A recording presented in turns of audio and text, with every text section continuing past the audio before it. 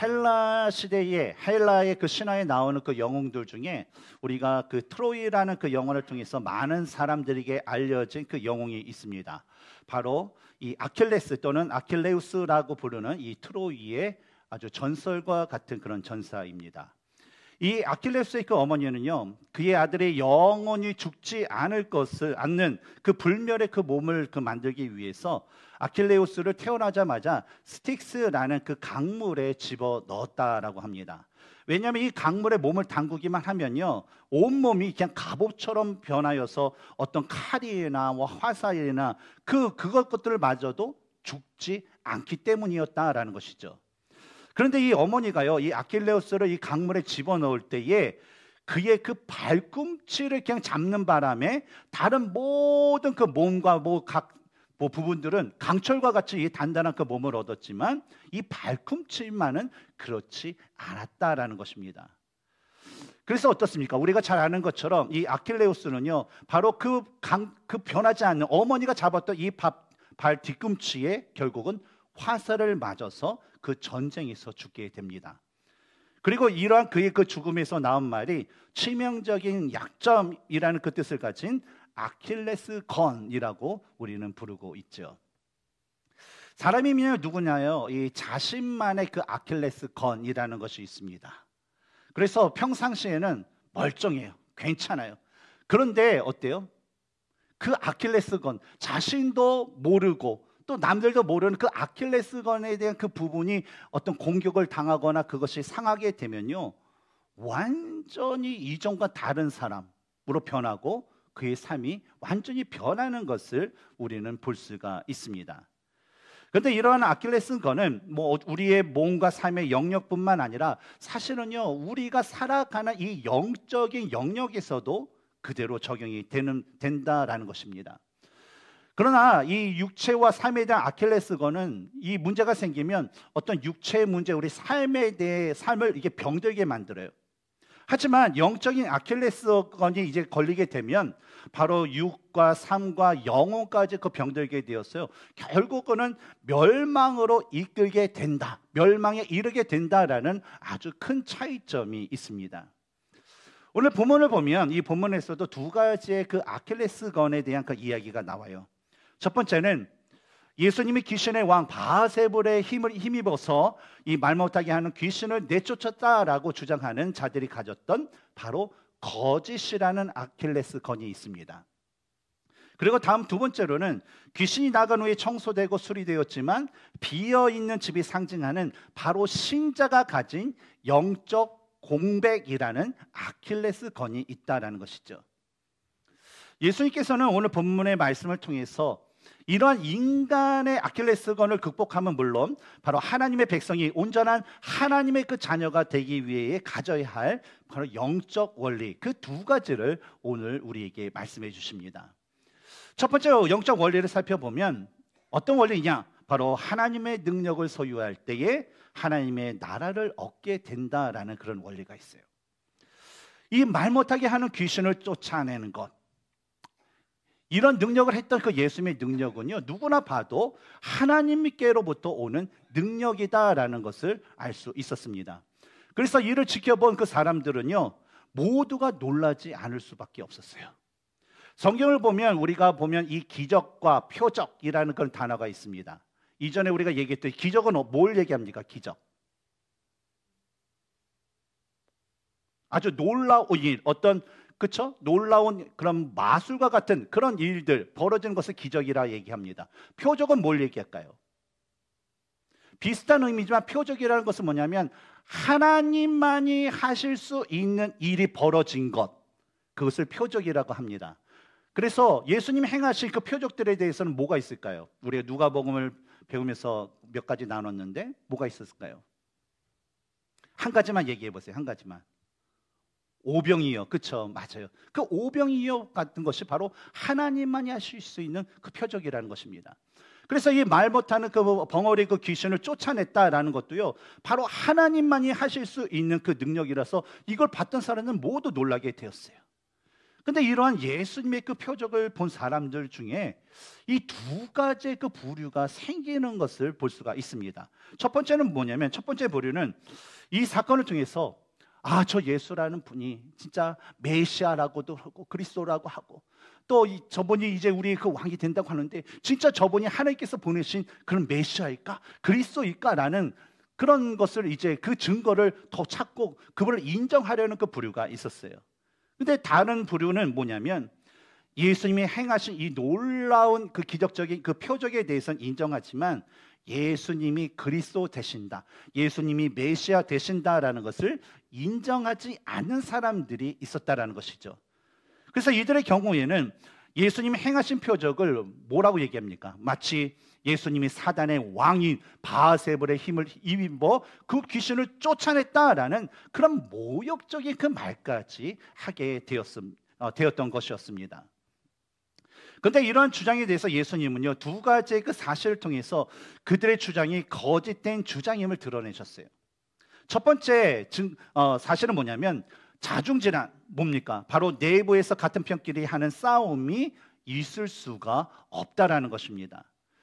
17절에 스스로 분쟁하는 나라마다 황폐하여 지며 스스로 분쟁하는 집은 무너지느니라 라는 그 말씀처럼, 여러분 그 어느 나라든 그 나라에 소속된 어떤 그 정치인과 또 이제 군대 그 지도자들이 서로에게 그 칼을 들이대면요, 그 나라는 어떻게 될까요? 그 나라는요, 외부의 공격이 없어도요, 그냥 스스로 무너질 수밖에 없어요. 우리 가정이요, 우리 가정과 우리 교회도요, 여러분 가장 무너뜨리기 쉬운 방법이 있어요. 뭐가 있을까요? 가정은 어때요? 부부 사이만 원수 만들면 끝나는 거예요. 교회는 어떨까요? 교인들끼리 서로 의심하고 미워하고 다투고 시기하고 그러면요, 교회는 스스로 멸망하게 될 수밖에 없다라는 것이죠. 그런데 여러분, 상식적으로요, 하나님의 그 나라를 세우는 것을 방해하고 하나님의 그 사람들을 한 사람이라도 끌어내리려는 거, 이거 누가 원하는 걸까요? 누가 원하는 거? 사탄이죠. 사탄은 이것을 위해서 우리 가운데 서로 부부끼리도 서로 미워하고 의심하고 성도들 간에도 미워하고 의심하고 하는 그런 마음을 준다라는 거예요. 근데 그런 사탄이 자신의 그 졸기에 불과한 귀신을 쫓는 일에 대해서 예수님께 협조했다라는 것은 있을 수 있는 일이에요? 있을 수 없는 일이에요? 결코 있을 수 없는 일이기 때문이라는 거예요. 그러니까 어때요? 그들의 주장이 거짓된 것이다라는 것을 예수님께서는 보여주셨어요. 그리고 두 번째 그 사실은 뭐냐면, 항상 강한 자가 자리를 차지한다라는 그런 사실입니다. 이에 대해서 예수님께서는 본문 21절과 22절에서 다음과 같이 말씀하셨어요.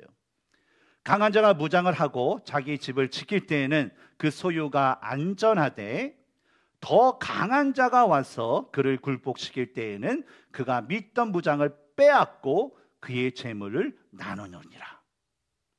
여러분, 과거나 현재의 그 전쟁, 일어난 그 전쟁을 보면 어떤 특징이 있을까요? 공통적인 특징이 있어요. 뭐냐면, 누가 힘이 센가에 따라서 어디 물건이든 지역이든 그것을 빼앗거나 빼앗기는 그 경우가 계속적으로 반복이 된다라는 것입니다. 그러고 나서 어때요? 나중에 최종적으로 강한 자가 그것을 차지하게 되면 그 누구도 그것을 빼앗을 수 없기 때문에 그 사람이 그것을 차지하게 된다라는 것입니다. 그런데 이런 힘의 원리가 작용되는 이 육과 영의 그 세계에서 예수님께서는요, 20절에서 그러나 내가 만일 하나님의 손을 힘입어 귀신을 쫓아낸다면 하나님의 나라가 이미 너에게 임하였느니라 라는 그 말씀을 하십니다. 예수님께서 말씀하신 하나님의 손이라는 것은 하나님의 그 능력이라는 것을 의미를 합니다.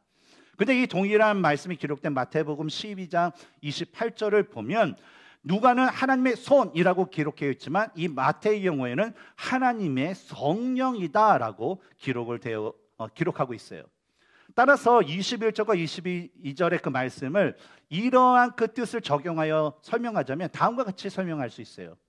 뭐냐면, 사람이 예수님을 믿지 않았을 때는요, 바로 세상 권세를 잡은 이 세상에 가장 강력한 힘을 가지고 있다는 그 사탄에 의해서 어때요? 붙들려서 사탄이 그의 삶과 모든 것을 다 차지하고 있다는 것입니다. 그래서 그 사람을 볼 때에 사탄이 세상 권세 잡은 사탄이 잡고 있으니까 그 누구도 사탄의 손에서 그를 빼앗을 수 없을 거야 라는 그런 생각을 하게 돼요. 그러나 사람이 그리스도의 그 복음을 듣고 예수님을 믿게 되면 그때부터 성령 하나님이 그 사람 가운데 임재하셔서 그 안에 그를 지배하고 있던 모든 악한 영들을 다 몰아내신 후에 성령 하나님께서 그 사람의 내면에 그 삶에 함께 거하게 계십니다. 그런데 파워게임, 하나님과 사탄 누가 더 셀까요? 당연히 하나님이 세시죠. 하나님은 이 세상 그 무엇보다도 더 강하고 크신 분이기 때문에 이 사탄을 비롯해서 모든 그 누구도요 감히 하나님의 그 손에서 우리들을 빼앗을 수 없는 것입니다. 그래서 이런 삶이 되면 비록 우리가 육체적으로 죽어 하나님의 나라에 가거나 하나님의 그 나라가 이 땅에 임하시는 그 날에 바로 하나님의 나라가 완전히 완성되지만 하나님이 우리 안에 거하시고 우리 삶을 주관하실 때에 비로소 우리는요 하나님이 통치하시는 것을 우리는 볼 수가 있고 하나님께서 통치하시는 것이 어떤 것인가를 우리는 이 세상에서 하나님의 그 나라에 그 가기 전까지 그것을 경험할 수 있는 은혜를 얻게 되는 것입니다. 그러므로 가장 중요한 것이 뭐냐면 우리 안에 바로 누구를 모시느냐가 아주 중요하다는 거예요. 뭐가 중요하다고요? 우리 안에 누구를 모시는가. 자신의 심령에 성령 하나님을 모시기를 사모하고 간절히 구하는 그 자에게는요 성령 하나님께서는요 분명히 또 날마다요 넘치도록 채워주시는 그 은혜가 있습니다. 그래서요 이 세상의 그 무엇보다도 하나님께서 주시는 그 은혜로 인하여서요 그들의 삶은요 항상 기뻐할 수밖에 없고 만족할 수밖에 없고 감사할 수밖에 없어요. 우리가 누군가를 사랑하게 되면 어때요? 그 사랑 때문에 누가 툭 쳐도 it's okay. 누가 뭐라고 해도 it's okay. 다 괜찮다고 그래요. 왜 그래요? 그 사랑의 마음이 그 모든 것도 하찮게 여기기 때문에 그렇다라는 것이죠. 근데 하나님이 아닌 다른 무엇으로 자신의 그 심령을 채우는 그런 사람들에게는요 점점 사탄이 주는 그 미혹에 빠져서 그들은 그 죄를 짓는 삶을 살 수밖에 없다라는 거예요. 그리고 사탄이 주는 그 미혹에 빠져서 만족함을 모른 채 계속해서 무엇을 이제 계속적으로 이제 채우려는 그 궁핍함 속에 살다가 결국은요 사탄이 목적하는 대로 그들은 스스로 멸망하는 삶을 살게 되는 것입니다. 그렇다면 중요한 것은 현재 우리들의 심령은 어떨까라는 거예요. 우리들의 심령. 여러분의 심령은 현재 어떻습니까? 여러분의 심령은 하나님의 손이, 하나님의 능력이, 하나님의 영이 그 성령 하나님께서 주관하시는 그 삶을 살아가고 있습니까? 여러분의 삶 가운데 하나님께서 주신 그 충만함이 없다면요 우리에게 증상이 나타나요. 먼저 기쁨이 사라지고 감사가 사라져요. 그러고 나서 생기는 게 뭐예요? 다툼, 미움, 그런 것들이 생기게 된다는 것이죠. 사랑하는 성도 여러분, 여러분은 어떤 삶을 살기를 원하십니까? 저는 주님의 이름으로 권면하고 있는데 여러분 성령 하나님이 주관하시는 그런 삶을 사시기 바랍니다. 여러분 성령 하나님이 주관하시는 그 삶을 여러분 사모하는 삶을 사시기 바랍니다. 그래야면요 하나님께서요 여러분의 삶을 통치하시고 모든 그 상황 속에서 역사하시는 하나님의 구원의 역사를 여러분은 분명하게 경험하시고 분명하게 그것을 날마다 경험하실 줄 믿습니다. 날마다 이러한 은혜 가운데 살아갈 수 있는 모든 성도님들이 되시기를 주님의 이름으로 축원합니다. 두 번째로 우리가 볼 수 있는 이 영적 원리는 하나님이 없는 곳에 사탄이 더욱 기승을 부린다라는 거예요. 24절부터 26절의 말씀을 보면 예수님께서 7 귀신에 대한 그런 이야기를 들려주시는 것을 볼 수가 있습니다. 특히 24절에서는요 귀신이 가지고 있는 한 가지 특징인 회귀 본능이라는 그런 특성에 대해서 말씀하시는 것을 볼 수 있어요. 어떤 본능인지 한번 24절을 같이 읽어볼까요? 시작. 더러운 귀신이 사람에게서 나갔을 때에 물 없는 곳으로 다니며 쉬기를 구하되 얻지 못하고 이에 이르되 내가 나온 내 집으로 돌아가리라 하고. 무슨 얘기입니까? 귀신이 어떤 집에서 이제 어떤 집에 사람에게 있다가 이제 나가게 되면요, 뭐 쫓겨나게 되면 자신이 쉴 다른 곳을 찾는다라는 거예요. 그 쉴 곳이라는 것은 뭐예요? 바로 뭐 사람이든지 뭐 생물이든지 그런 대상을 찾는 것입니다. 그래서 돌아다니다가 이 마땅한 것, 내가 이전에 있었던 그 집보다 더 좋은 곳이 없게 되면 이 귀신이 어떻게 돼요? 아, 예전에 있던 집으로 찾아갈래. 그러면서 되돌아온다는 거예요. 되돌아온 다음에 내가 있었던 집이 어떻게 됐나라는 것을 살펴보게 된다는 거예요. 근데 여러분, 이 포인트에서 중요한 점은 뭐냐면 그 집이 어떤 상태로 되어 있느냐라는 것입니다.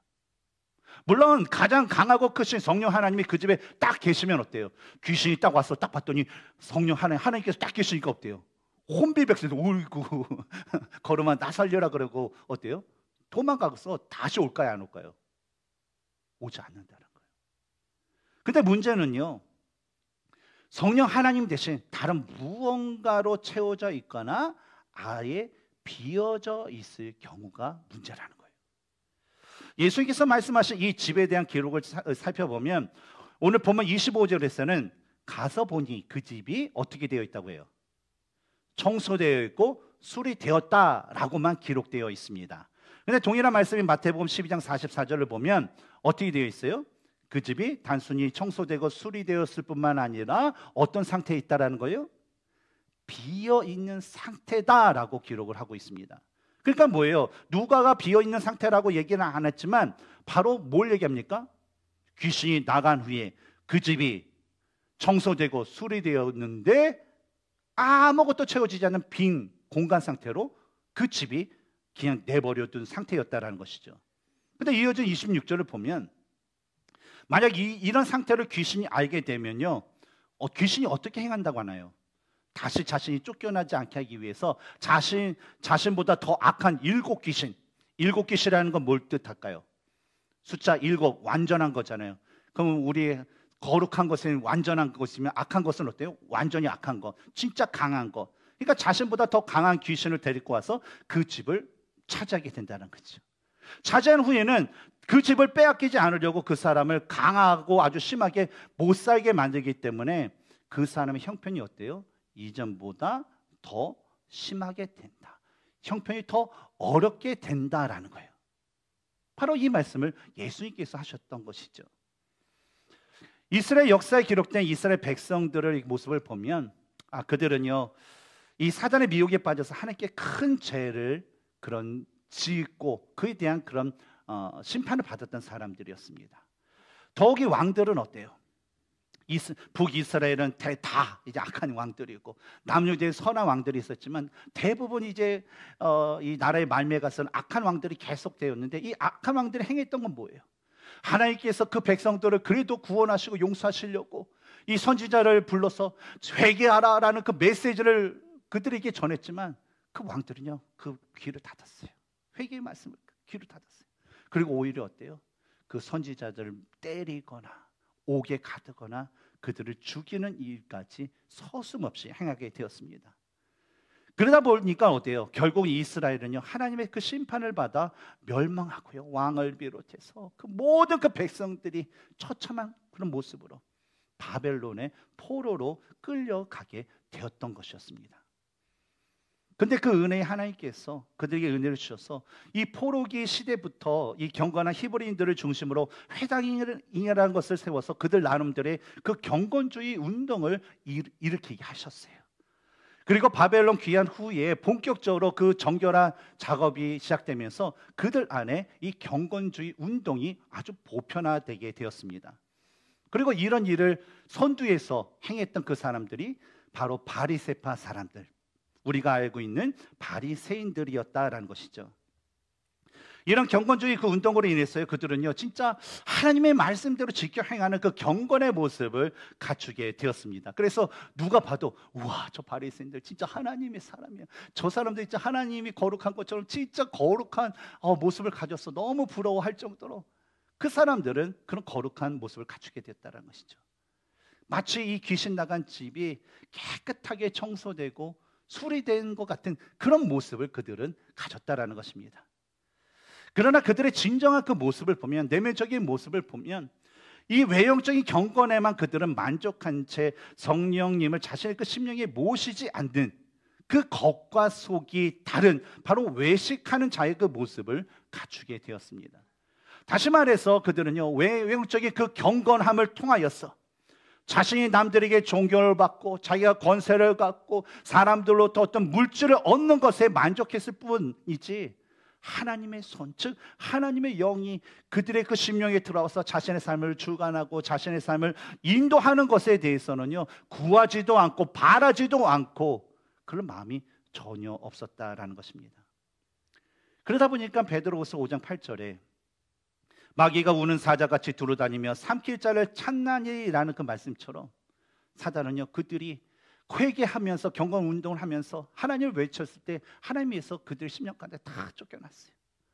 하지만 돌아다녀 보니까 마땅한 곳이 없다가 보니까 그들에게 다시 왔어요. 그런데 그들이 이전에 청소되고 수리되어 있는데 그들 안에 성령 하나님을 중심으로 사는 그런 삶이 없다 보니까 사탄은요, 그 유대인들에게 들어가 그들로 하여금 하나님의 온전한 뜻을 따르지 못하도록 그들을 더욱더 완악하게 만들었다라는 것입니다. 그래서 이로 인해서 그들은요, 메시아이신 예수님께서 이 땅에 오셨지만요, 그분을 의식적으로 거부했어요. 그분을 배척했어요. 예수님이 하나님의 아들 되심을 보여주시는 그 표적과 그 말씀을 통해서 보이셨지만 사탄이 준 그 강박한 마음으로요, 그들은요, 예수님을 십자가에 못 박아 죽이기까지 하였습니다.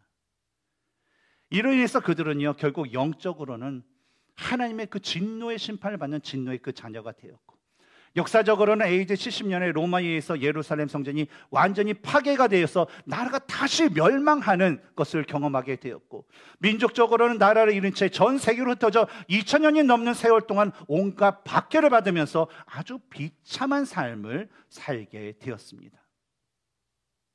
근데 여러분, 이런 원리와 그 모습은요, 단순히 이스라엘 백성들에게만 주어지는 것이 아니라 오늘날 믿음이 있노라 하는 그리스도인이라 하는 우리 모든 사람들에게 그대로 적용되는 것이다 라는 것을 기억해야 합니다.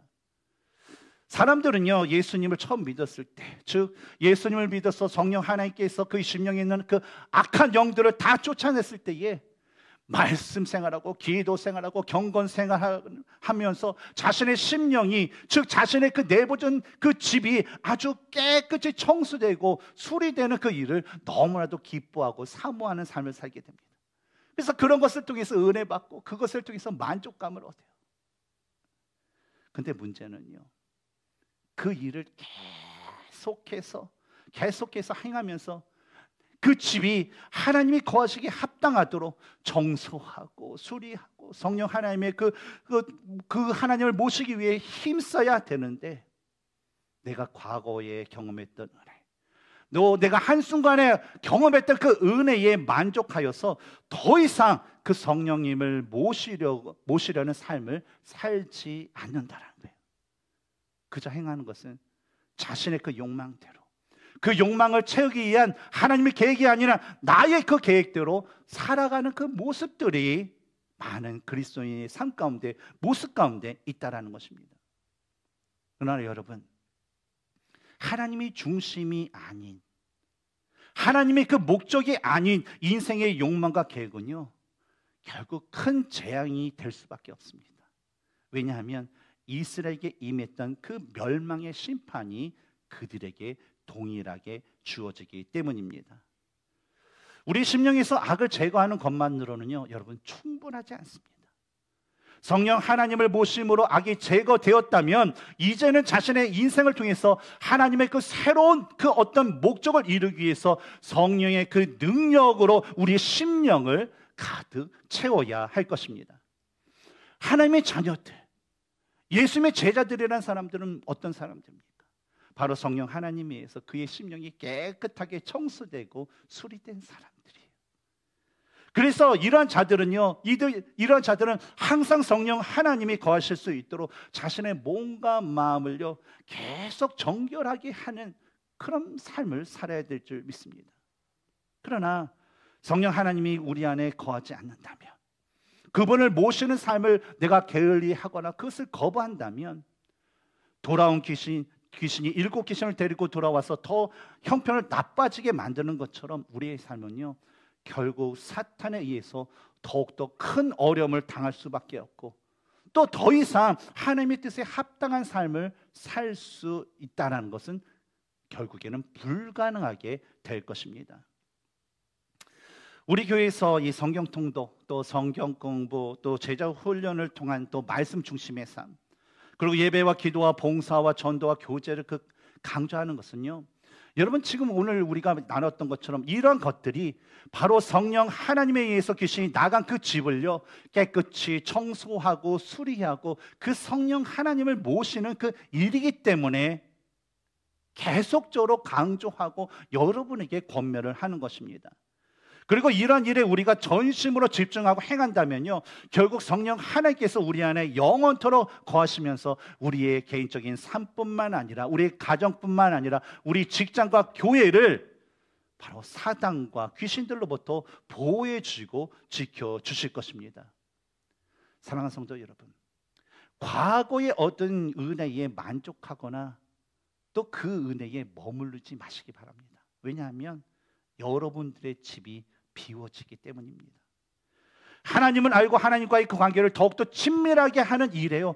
여러분 게으르게 하지 마시기 바랍니다. 왜냐하면 믿음이라는 것은요, 우리가 구하지 않는데 하나님께서 예따 주는 것이 아니라 우리가 구할 때 하나님께서 주시는 것이고, 우리가 하나님을 더욱더 알지 못한다면 어때요? 우리의 믿음은 결코 자라지도 성숙할 수도 없기 때문입니다. 사랑하는 성도 여러분, 과거에 얻었던 은혜, 그것이 중요한 것이 아니라 현재 우리가 가진 믿음이 중요합니다. 현재 여러분들이 얼마나 하나님을 사랑하고 있느냐가 중요합니다. 여러분 이 사실을 여러분 기억하면서 날마다 여러분 삶 가운데 하나님을 아는 그 깊이가 깊어지고 하나님의 사랑을 더욱더 알아가는 그 은혜와 축복이 여러분의 삶 가운데 가득 넘치기를 주님의 이름으로 축원합니다. 함께 기도하겠습니다.